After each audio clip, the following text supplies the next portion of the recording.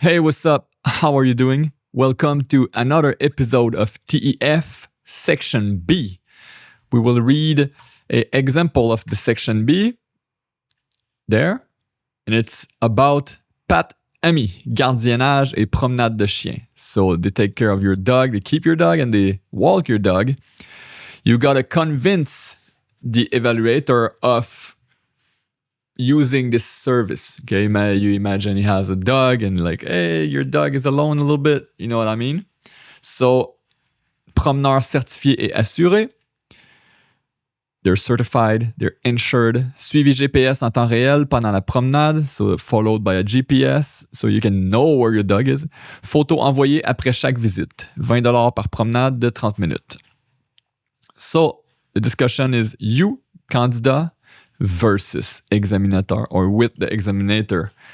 So let's read the whole thing. Your final goal is eyes closed. You understand everything. If it's too hard, open your eyes, read with me. If it's too hard, slow the time down. Let's get started. Salut, ça va? Ça fait quelques jours qu'on ne s'est pas vu. Comment ça se passe au travail en ce moment? Ça va, mais je suis vraiment fatigué. Je travaille beaucoup ces temps-ci.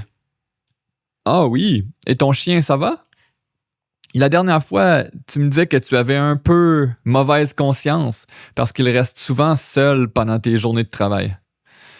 Oui, c'est vrai, je rentre parfois assez tard, alors il passe beaucoup de temps tout seul. Justement, hier, je suis tombé sur une annonce qui pourrait vraiment régler ce problème. C'est un service qui s'appelle Pat Ami. Il propose des promenades pour les chiens directement dans ton quartier. Je me suis dit que ça pourrait être intéressant pour toi, surtout avec ton horaire. Ah oui, comment ça fonctionne exactement?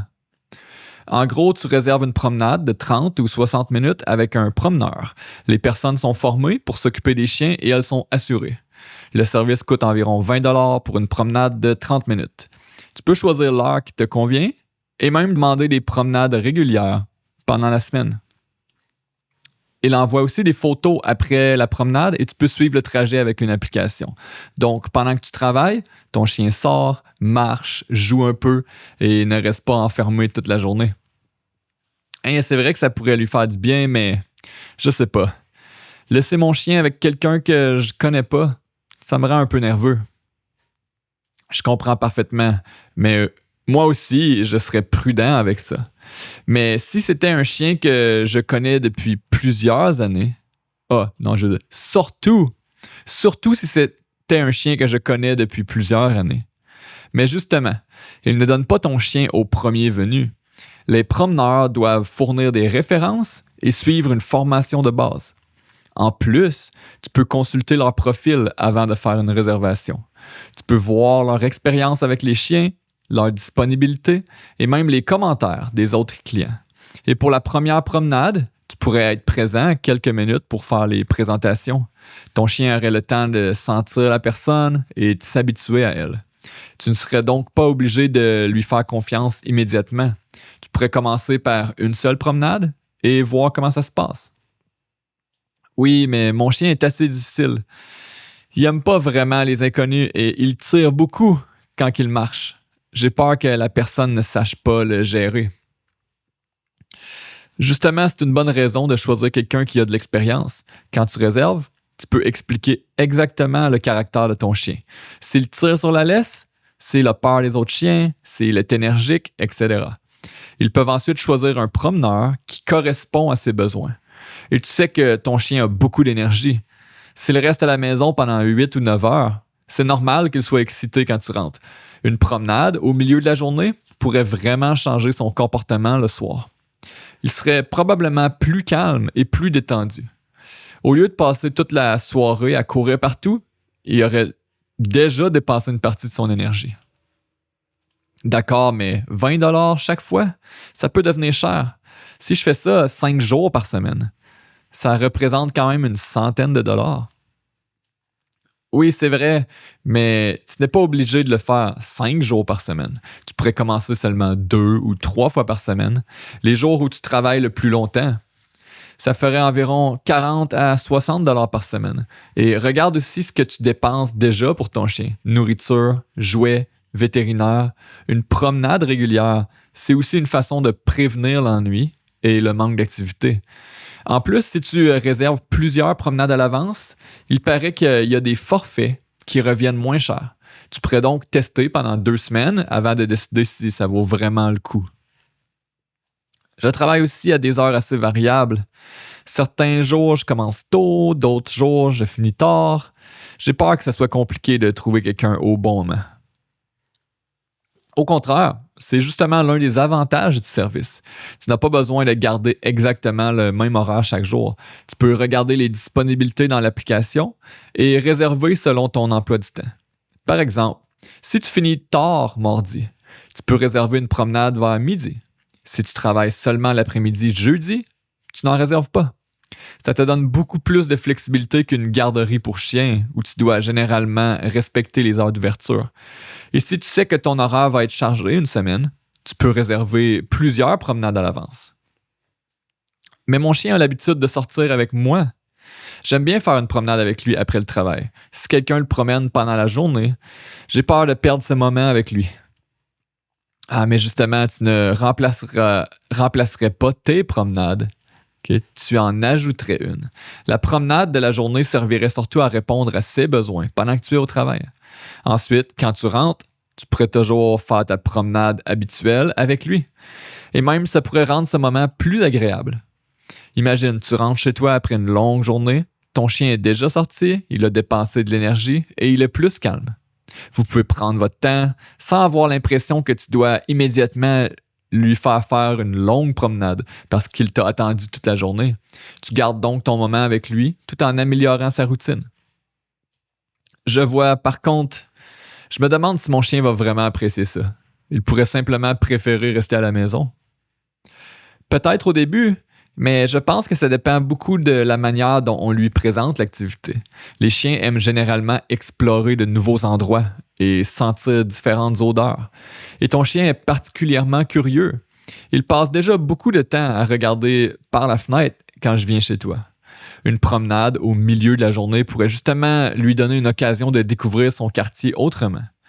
Le promeneur peut aussi adapter la sortie, marcher tranquillement, jouer dans un parc ou simplement prendre son temps. Ce n'est pas nécessairement une course de 30 minutes. L'objectif, c'est surtout qu'il bouge et qu'il ait une stimulation mentale. Il reste quand même la question de la météo. Ici, quand il pleut ou qu'il fait vraiment froid, je suis pas certain que ce soit une bonne idée de le faire sortir. Oui, mais tu peux justement adapter les promenades selon la météo.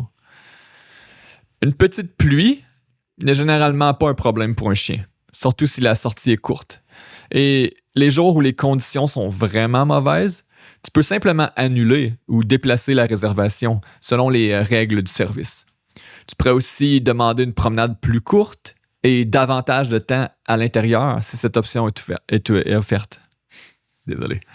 Mais honnêtement, les journées difficiles sont justement celles où le service peut être le plus pratique. Quand tu es coincé au travail pendant une tempête ou quand il fait très froid, tu n'as pas besoin de te demander quand tu vas réussir à sortir ton chien. Quelqu'un peut t'aider. Bon, j'avoue que je commence à être intéressé, mais je n'ai jamais utilisé ce genre de service. J'ai peur de m'engager et de découvrir après quelques semaines que ça ne me convient pas. Alors, ne t'engage pas pour longtemps. C'est le meilleur moyen de tester sans prendre de risques. Fais simplement une première réservation, idéalement un jour où tu travailles beaucoup. Tu pourrais même rester avec ton chien au début pour rencontrer le promeneur et expliquer ses habitudes. Ensuite, regarde comment il réagit quand tu rentres. S'il est plus calme, s'il semble heureux et si toi, tu te sens moins stressé, tu sauras que ça fonctionne. Et si tu n'aimes pas, tu arrêtes. Tu ne perds pratiquement rien en essayant une seule fois. Franchement, vu ton horaire et le temps que ton chien passe seul, je pense que ça vaut vraiment le coup de faire un test. Oui, présenté comme ça, je pense que je pourrais essayer une fois. Super! Tu pourrais commencer cette semaine, peut-être mercredi, puisque tu m'as dit que tu avais une grosse journée. Tu fais une promenade de 30 minutes, tu rencontres le promeneur avant et tu vois comment ton chien réagit. Après, tu décides tranquillement si tu veux continuer. D'accord. Et tu dis que ça coûte environ 20$ pour 30 minutes? Oui, environ 20 $ et tu peux vérifier le prix exact au moment de réserver. Tu vas sur patami.ca, tu entres ton quartier, tu regardes les promeneurs disponibles et tu choisis celui qui te semble le plus sérieux. Je peux même t'aider à faire la première réservation si tu veux. Ça marche. Je vais regarder ce soir et probablement réserver pour mercredi. Parfait. Et après, tu me diras comment ton chien a réagi. Je suis curieux de savoir s'il va revenir complètement épuisé. J'espère surtout qu'il va être plus calme à la maison. Si ça fonctionne, tu m'auras vraiment rendu service. Alors, c'est décidé. Tu testes une promenade cette semaine et tu me racontes tout après. Deal! Je vais essayer. Ça pourrait finalement être une bonne solution. How was it? How was it? Leave a comment below. I never ask for a comment. Leave a comment. Tell me how it was, how you did. Watch it again if you need to. Maybe tomorrow. Something like that. So, you're the best. See you soon.